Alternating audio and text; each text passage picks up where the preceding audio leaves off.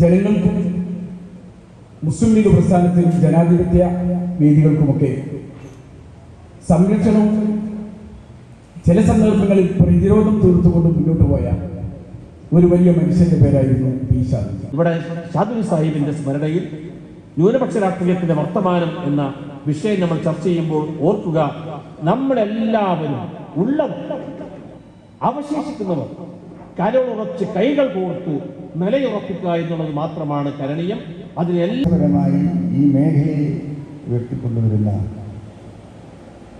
നേതൃത്വം നൽകിയിട്ടുള്ള പ്രമുഖരിൽ പ്രധാനിയാണ് ഷാദുൽ സാഹിബ്.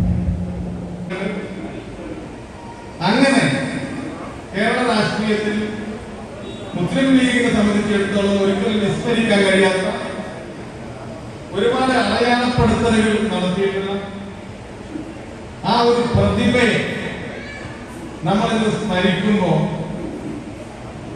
നാം പറയുന്ന വ്യക്തിത്വമായിരുന്നു ഷാദുൽ സാഹിബ്. ആ ഷാദുൽ സാഹിബിന്റെ അനുസ്മരണമാണ് ഇവിടെ നടക്കുന്നത്. വളരെ പ്രധാനപ്പെട്ട ക്ലാസുകളും വൈകുന്നേരം ബഹുമാന്യനായ ഷാദുൽ സാഹിബിന്റെ അനുസ്മരണ സമ്മേളനം. ഷാദുൽ സാഹിബിനെ പറ്റി എനിക്കെന്നല്ല പാഠങ്ങൾ പഠിപ്പിച്ച ഒരു രാഷ്ട്രീയ ഗുരുവായിരുന്നു ഷാദുൽ സാഹിബ്. വീഴ്ചകൾ കാണുമ്പോൾ അത് ചൂണ്ടിക്കാട്ടുന്നതിനും പോരായ്മകൾ പരിഹരിക്കുന്നതിന് ആവശ്യമായ ഉപദേശ നിർദ്ദേശങ്ങൾ ആവശ്യമായ രീതിയിൽ തന്നെ ചിലപ്പോൾ പൂർത്തിയാക്കിയ ഒരു മഹാമനസ്കനെ കുറിച്ച് ഏറെ കാര്യങ്ങൾ മനസ്സിലാക്കി കേട്ടു.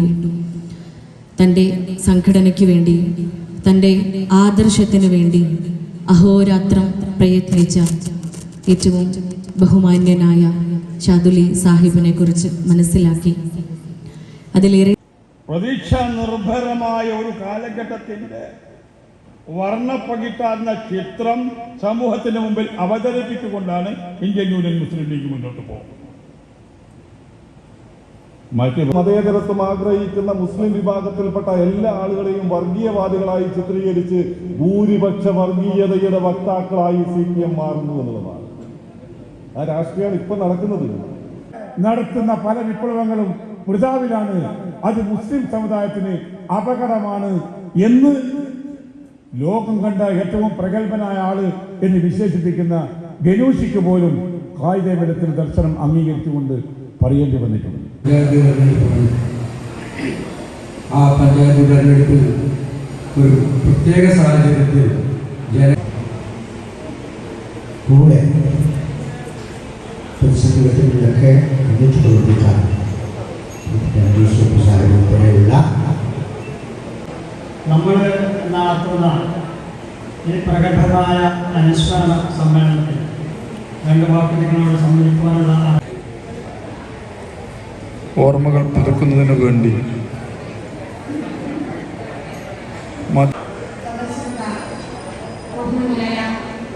ഈ വേദിയിൽ ഇരിക്കാൻ അവസരം അത് തന്നിട്ടുണ്ട്.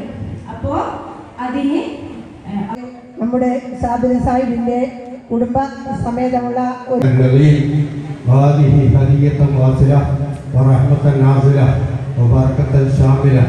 ഒരു ആ കുടുംബസംഗമം അവസാനിച്ചതിന് ശേഷമാണ് വൈകുന്നേരം ഈ സെമിനാർ ഇവിടെ ആരംഭിക്കുന്നത്.